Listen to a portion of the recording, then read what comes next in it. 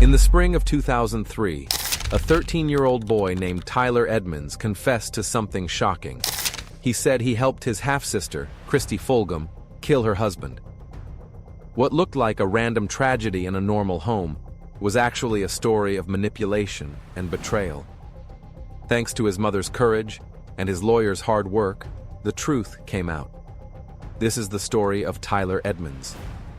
Tyler Edmonds was born on June 14, 1989, in Mississippi. His parents were Sharon Clay and Danny Edmonds. Danny already had a teenage daughter named Christy from a previous relationship. When Tyler was about 4 years old, his parents divorced. For various reasons, he was not allowed to see his father. As he grew up, Tyler really wanted to see his dad again. During this time, Christy became his only connection to that side of the family. When Tyler was about 12, Christy started secretly planning weekend visits with him without their mother knowing. This made Tyler feel very close to Christy. To him, she was the most important person in the world. At that time, Christy was married to a man named Joey Fulgum. From the outside, Joey and Christy seemed like a happy couple. With 3 beautiful children, Joey was known as a committed family man. But Christy was not happy. She was having affairs with other men. The situation was so bad that the couple even appeared on a talk show.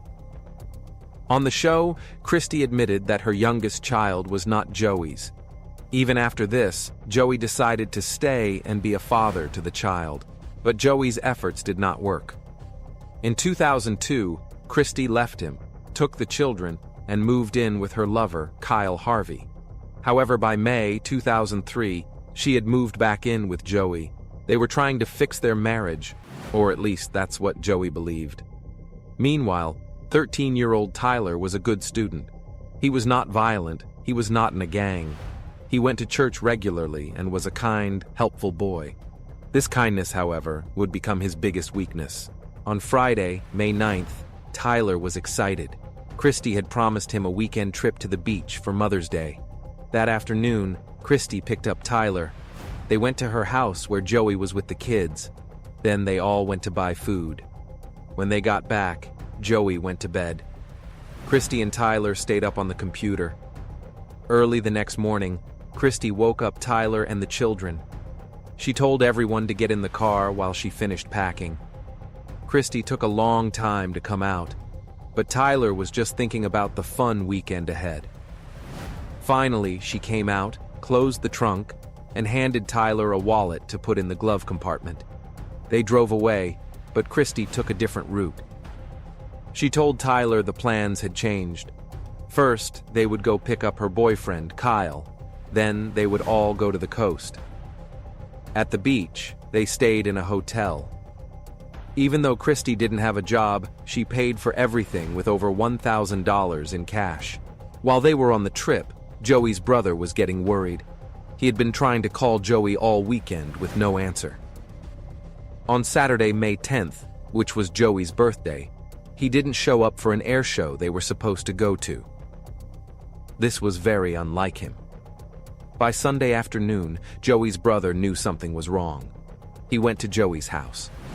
When no one answered the door, he broke in through a window. Inside, he found a horrible scene.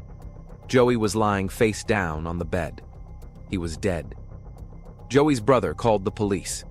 The police confirmed Joey had been shot in the back of the head.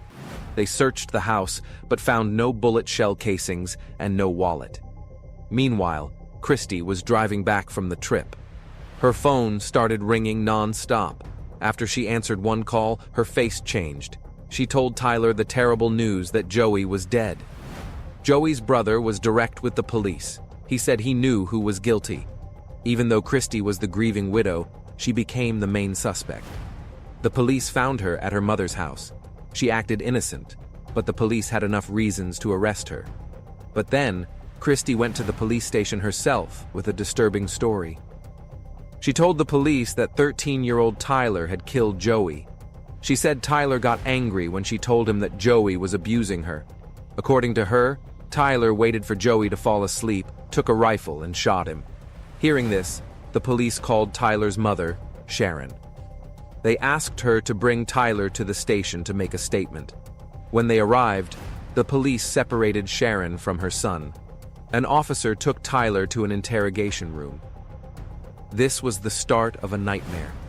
For hours, Tyler said he had nothing to do with Joey's death. He was confused. When the police told him that Christy had accused him, he was shocked. He couldn't believe his sister would blame him for such a horrible crime. The police kept pressuring him. They told him it was better to confess. They said Christy had already told them everything, and this was his chance to tell his side of the story. Tyler was a scared and confused child. He was alone with trained police officers without his mother or a lawyer. The pressure was too much. Finally, after hours of questioning, Tyler broke down and said what they wanted to hear. He confessed. In his confession, he said that he and Christy had both held the gun and fired it at Joey while he slept. He described details like the pillow being covered in blood. The police had their confession. The case seemed closed, but something was very wrong. Tyler was not a violent child. He had no motive.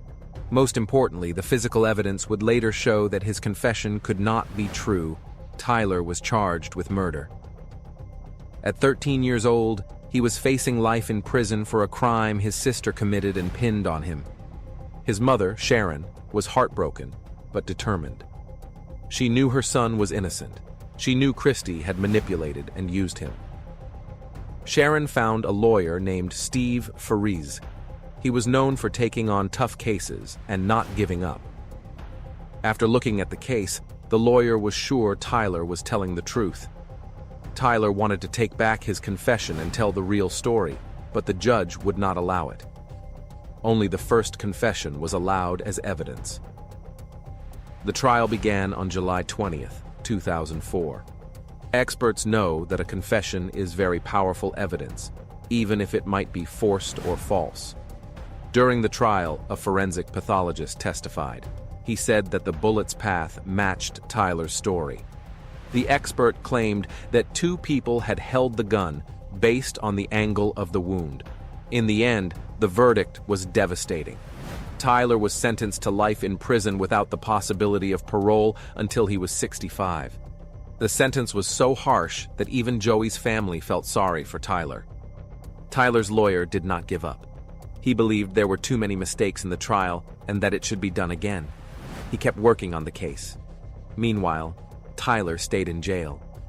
Sharon was a single mother with little money. Her only choice was to give up everything to save her son. She sold her things, worked multiple jobs, and spent all her time fighting for Tyler's freedom. The appeals process was long and difficult. The first appeal was rejected. Tyler's case caused a lot of public debate. It even led to new laws because people thought the sentence was too harsh for a child. In 2007, the ruling was overturned. The judge found that the pathologist had acted outside his expertise by telling the jury that two people fired the gun. The state did not want a new trial. They offered Tyler, who was now 18, a plea deal for a lesser crime called involuntary manslaughter. If he accepted, he would get out of prison in just a few months. But if he went to trial again and lost, he would go back to prison for life. Tyler and his lawyer decided to fight to prove his innocence. Meanwhile, Christy was also on trial. She was found guilty of murder and sentenced to death. She was also given 12 more years in prison for convincing two men to help her try to escape from jail. The true picture of Christy Fulgum began to emerge. She was not the caring sister Tyler believed her to be. She was a manipulative sociopath who used her own brother. The evidence against her was strong. She had multiple life insurance policies on Joey. She had even asked her own father for a gun to kill Joey, offering him a new car in return. She had many affairs and showed no remorse.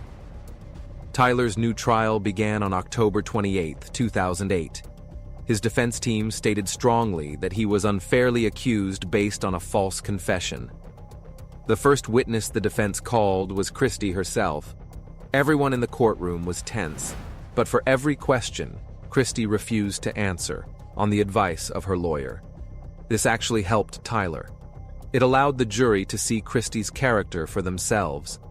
The defense then showed a video of Christy and Joey on the talk show. This showed her ability to manipulate. Tyler's lawyer showed the real motive for the crime. Christy wanted to collect the life insurance money. Then Tyler's father, Danny, testified. He gave the most shocking revelation. He said Christy had asked him for a gun to kill Joey. She even offered him a new car in exchange. The prosecutor's main evidence was still Tyler's confession. When asked about it, Tyler said he had lied to protect his sister. The prosecutor said this showed Tyler was also capable of lying to protect himself. Tyler's lawyer wanted an expert on false confessions to testify, but the judge said no. This was a big blow to the defense. But the lawyer had one last piece of evidence. In his first confession, Tyler said the pillow was covered in blood after the shooting. The defense called another pathologist who said the gun used could not have caused the damage. Tyler described crime scene photos proved this. The pillows had no blood on them. The scene was clean, and there was no sign that anyone had cleaned it up. On October 31, 2008, the judge let the jury hear Tyler's second statement, where he tried to take back his confession. It was a tense moment in the courtroom. Then Tyler himself testified. He said that during their trip, Christy had confessed to him that she killed Joey. She then made up a story for him to tell the police. She even told him she would give him a signal when it was time to change his story and take the blame. So when the police brought her in during his interrogation, he thought that was the signal he thought he was protecting her. He trusted her completely. Tyler talked about the years of manipulation. He explained how alone and scared he felt during the police questioning. He just wanted it to be over. The defense showed a clear picture. A vulnerable 13-year-old boy, desperate for a connection with his sister, was manipulated by her. She used him as a pawn for murder. Finally, the jury reached a verdict. They found Tyler not guilty. When he heard the words, Tyler hugged his lawyer and his family. He felt like a huge weight was lifted from his shoulders. Later, he would say he would always remember those freeing words outside the courthouse. An emotional Tyler thanked God for answering his prayers. He said he was glad he could finally move on with his life. The first thing he did was move away from Mississippi. His case also exposed the pathologist who had testified against him. That pathologist's faulty work had also led to the wrongful conviction of 2 other men who were later freed in 2008 after DNA proved their innocence. The state of Mississippi removed that pathologist from its approved list. As for Christy, she appealed her death sentence. In 2010, it was overturned. Instead, she was sentenced to life in prison without parole. Tyler said the last time he heard from Christy was in 2008. She sent him a letter to apologize, but she never said what she was apologizing for, which made him angry. It was typical of Christy. Even when saying sorry, she couldn't fully take responsibility for what she did. Experts who studied this case said Christy's behavior showed signs of narcissism and sociopathy. She lacked empathy and was only interested in protecting herself. She was willing to sacrifice even her own brother. This case makes us ask important questions about how we treat children in the justice system. Tyler was just 13. He was questioned for hours without his mother or a lawyer. The fact that a child can be convicted based on a confession gotten under such pressure is very troubling. It shows we need better protections for minors. Studies show that young people are more likely to give false confessions. They are more easily influenced by adults in authority and may believe that confessing will help them. The story of Tyler Edmonds is a sad reminder of how justice can fail, especially for children. It is a story of manipulation and betrayal. But it is also a story of hope, a mother's love, a lawyer's dedication, and a young man's strength. Tyler Edmonds lost 5 years of his life for a crime he did not commit. 5 years when he should have been in high school, going to dances and starting college. Instead, he was in prison. The psychological damage was huge, but Tyler survived. He was cleared of all charges and got his life back. As for Christy Fulgum, she remains in prison. Her actions destroyed many lives: Joey, Tyler, and her own children, who lost both parents.